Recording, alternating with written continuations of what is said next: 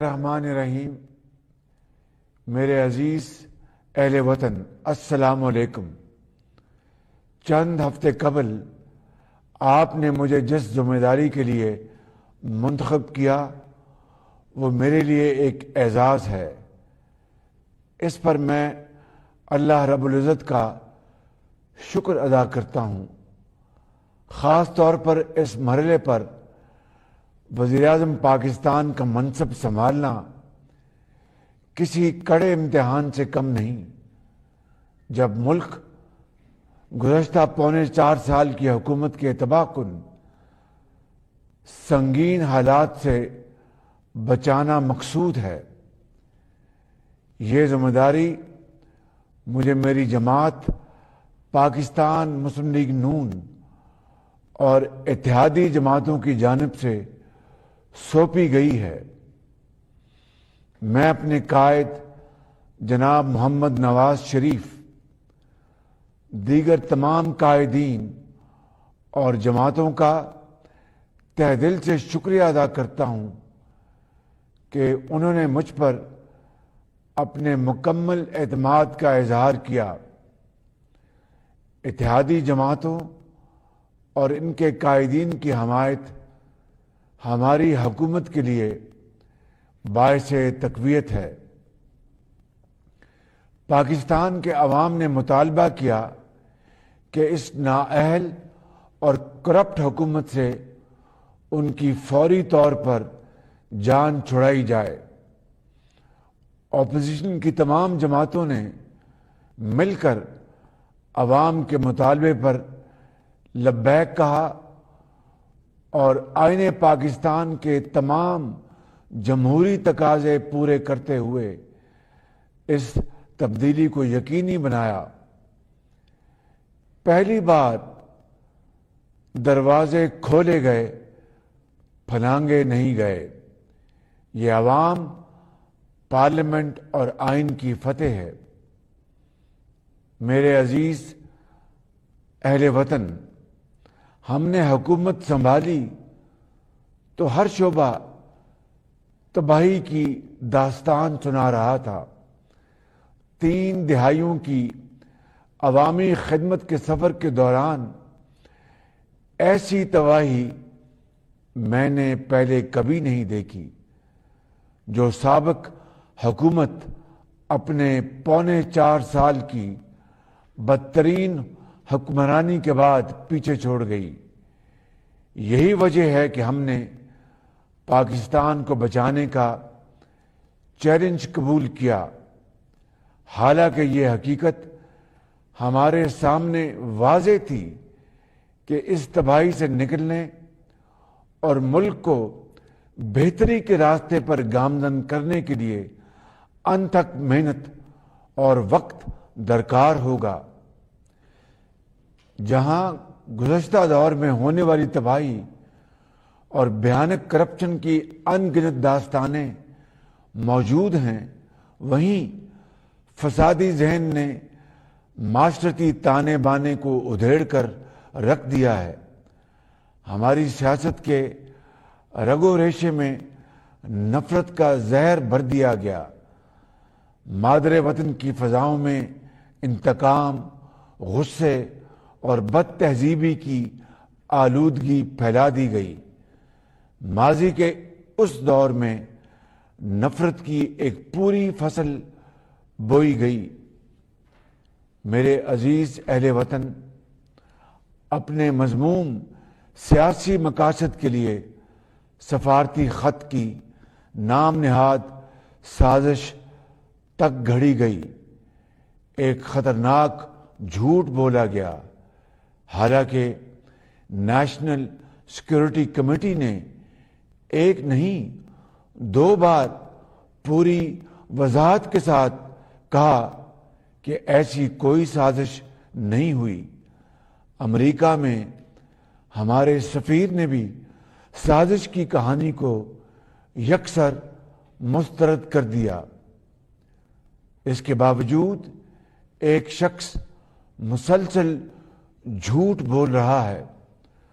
افسوسناک امر یہ ہے کہ یہ شخص اپنے منفی سیاسی ایجنڈے کی خاطر قومی مفادات اور پاکستان کے سفارتی تعلقات کو نقصان پہنچا رہا ہے۔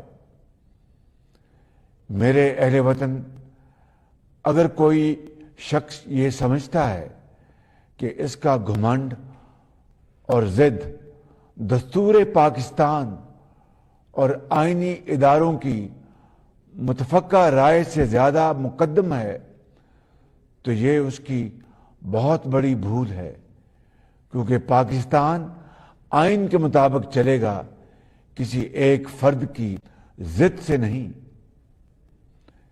میرے بہنوں اور بھائیوں، آپ کو یاد ہوگا جب وزیر اعظم محمد نواز شریف کے دور میں پاکستان نمایاں ترقی کر رہا تھا، اس ایک شخص نے دھونس، دھمکی اور دھرنے کا ڈرامہ رچایا تھا، وہ بھی ایسے وقت میں جب پاکستان کے عظیم دوست چین کے صدر جناب شی جن پنگ سی پیک کا تاریخی معاہدہ کرنے پاکستان تشریف لا رہے تھے، لیکن اس شخص کی ہٹ دھرمی اور دھرنے سے یہ اہم ترین معاہدہ تاخیر کا شکار ہو گیا۔ میں واضح کر دینا چاہتا ہوں کہ عوام کی جان و مال کا تحفظ یقینی بنانا حکومت کا فرض اولی ہے، اور اس پر کوئی سمجھوتا کیا ہے نہ کریں گے۔ سابق حکومت جن حقائق پر جان بوجھ کر پردہ ڈال رہی ہے، وہ حقائق میں آج انہیں یاد دلانا چاہتا ہوں۔ IMF سے معاہدہ آپ نے کیا، ہم نے نہیں۔ ان کی سخت شرائط آپ نے مانی، ہم نے نہیں۔ عوام کو مہنگائی کی چکی میں آپ نے پیسا، ہم نے نہیں۔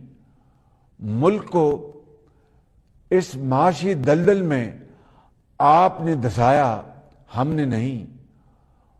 ملک کو تاریخ کے بدترین قرض کے نیچے آپ نے دفن کر دیا۔ عالمی اداروں نے گواہی دی کہ ملکی تاریخ میں سب سے زیادہ کرپشن آپ کے دور میں ہوئی۔ ملک میں لوڈ شیڈنگ کے اندھیرے آپ واپس لائے، اور آج معیشت کی سانس بند ہوئی ہے تو اس کے ذمہ دار بھی آپ ہیں۔ میرے اہل وطن، میری خدمت آپ کے سامنے ہے۔ آپ گواہ ہیں کہ ماضی میں بھی ہم نے مشکل حالات کا کامیابی سے سامنا کیا۔ الحمدللہ ہمارے سامنے صرف اور صرف ایک مقصد ہے کہ وطن عزیز پاکستان کو خوشحال اور ترقی یافتہ، یعنی قائد کا پاکستان بنائیں۔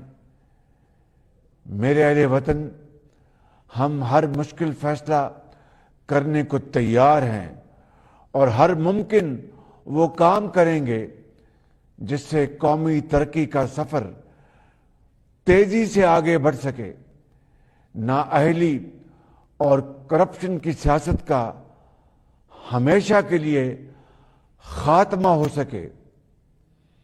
میرے بھائی اور بہنوں، ہم نے حکومت سنبھالی تو مہنگائی عروج پر تھی، کاروبار، روزگار، معاشی سرگرمیاں ختم ہو کر رہ گئی تھی۔ ڈالر جو 2018 میں ہم 115 روپے پر چھوڑ کر گئے تھے،